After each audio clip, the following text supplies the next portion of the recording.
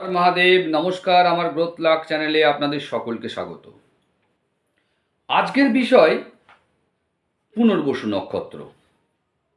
আপনি কি জানেন পুনর্বসু নক্ষত্র জীবনে পুনর্জন্ম, সাফল্যের নতুন সুযোগ এবং আলোর একটা প্রতীক? চলুন আজকে জেনে নিই এই নক্ষত্রের কিছু বিশেষ গোপন রহস্য। এই নক্ষত্রে যারা জন্মগ্রহণ করেছেন, জাতক রয়েছেন, তারা আপনাদের চরিত্র, স্বভাব, কর্মজীবন এর সঙ্গে আমার যে ভিডিওতে বলা মিলিয়ে একবার দেখুন আপনাদের কতখানি মিল হলো, এবং সঙ্গে কমেন্টে লিখুন যে কতটা মিল হয়েছে। প্রথমেই আসছি আমরা এই নক্ষত্রের পরিচিতি। নক্ষত্রটি কী রকম, নক্ষত্রের সম্বন্ধে আমাদের অতি অবশ্যই জানা প্রয়োজন।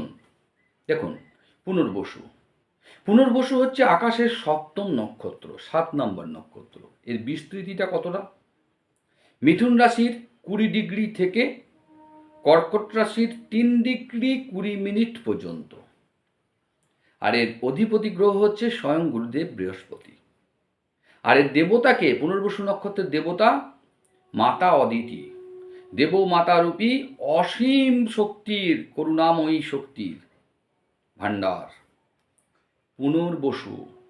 এই যে পুনর্বসু শব্দটি, এই পুনর্বসু শব্দের একটা গূঢ় রহস্য রয়েছে, এর অর্থ রয়েছে। পুনর্বসু মানে কি? পুনরায় উজ্জ্বল হওয়া, পুনরায় আলোয় ফেরা, পুনরায় জ্বলে ওঠা, পুনরায় জন্মগ্রহণ করা। যেমন অন্ধকারের পর সূর্যের আলো ফিরে আসে, সমস্ত অন্ধকারকে ঘুচিয়ে দিয়ে নতুন এক দিনের সূচনা করে পুনর্বসু, তেমনি এই নক্ষত্র জীবনে অন্ধকার দিকটাকে নতুন করে আলোয় ফিরিয়ে নিয়ে আসে। এই পুনর্বসু নক্ষত্রে যাদের জন্ম, পুনর্জাগরণ করায়। এ সম্বন্ধে কিছু পৌরাণিক কাহিনীও রয়েছে। সেই পৌরাণিক কাহিনীটা কি না, পৌরাণিক মতে অদিতি ছিলেন সকল দেবতার জননী, যিনি অসীম ধৈর্য, করুণা এবং সৃষ্টি শক্তির প্রতীক স্বরূপ। পুনর্বসু নক্ষত্রের শক্তি মানুষের জীবনে কঠিন সময় পেরিয়ে আবার সুখ এবং স্থিতিকে ফিরিয়ে আনতে সাহায্য করে। যারা পুনর্বসু নক্ষত্রে জন্ম জাতক বা জাতিকা রয়েছেন, তাদের চরিত্র এবং ব্যক্তিত্ব এই পুনর্বসু নক্ষত্রের সঙ্গে ম্যাচিং হয়। যারা এই ভিডিও দেখছেন, তার মধ্যে যারা পুনর্বসু নক্ষত্রে জন্ম জাতক বা জাতিকা রয়েছেন, একবার মিলিয়ে নিন। নাম্বার 1, সহনশীল এবং শান্ত স্বভাবের। শান্ত স্বভাবের হন আপনারা। পুনর্বসু নক্ষত্র মানে শান্ত স্বভাব, সহনশীল।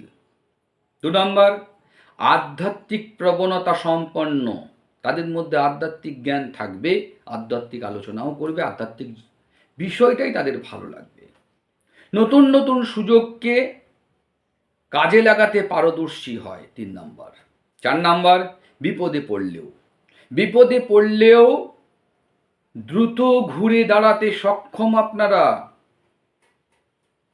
তারা সৃষ্টিশীল কাজে, শিক্ষা, আধ্যাত্মিকতা, সাধনা, ভ্রমণ, শিক্ষাদানে প্রচুর পারদর্শী হয়। কিছু শুভ দিক, কিছু অশুভ দিক এই নক্ষত্রের রয়েছে। তা শুভ দিক কোনগুলো, কোন কোন দিকগুলো আপনাদের শুভ? দেখুন, জীবনে বারবার সুযোগ পান আপনারা, জীবনে বারবার সুযোগ পাওয়া।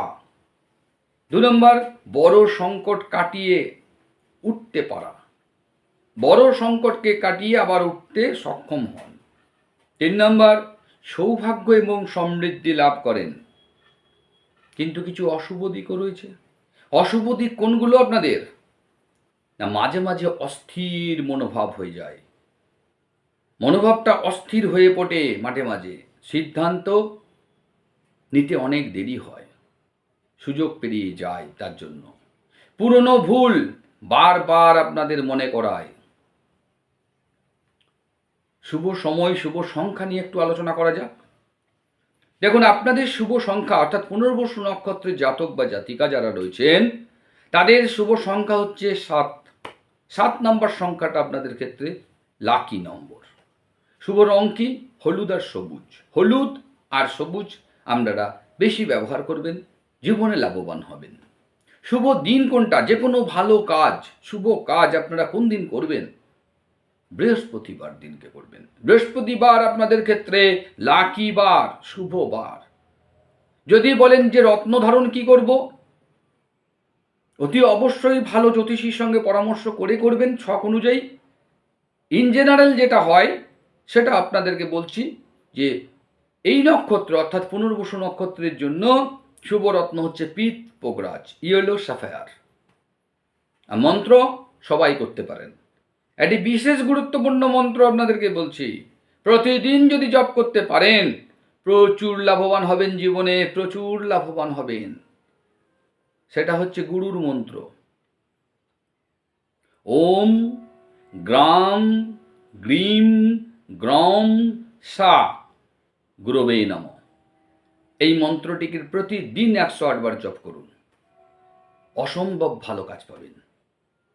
অদিতি দেবী হচ্ছে আপনাদের দেবতা নক্ষত্রের। অদিতি দেবীর আরাধনা করান, তার ছবি বের করুন, দেওয়ালে লাগিয়ে রাখুন উত্তর দিকে, তাকে প্রত্যেক দিন ধূপ দেখান, দেখুন উন্নতির শিখরে পৌঁছে যাবেন। জীবনে সৌভাগ্য আপনাদের কীরকম আসে শুধু অদিতির ছবি লাগিয়ে দেখুন উত্তর দিকের দেওয়ালে। পুনর্বসু নক্ষত্র আমাদের শেখায় অন্ধকার যত গভীর হোক ভোর আবার আসবেই।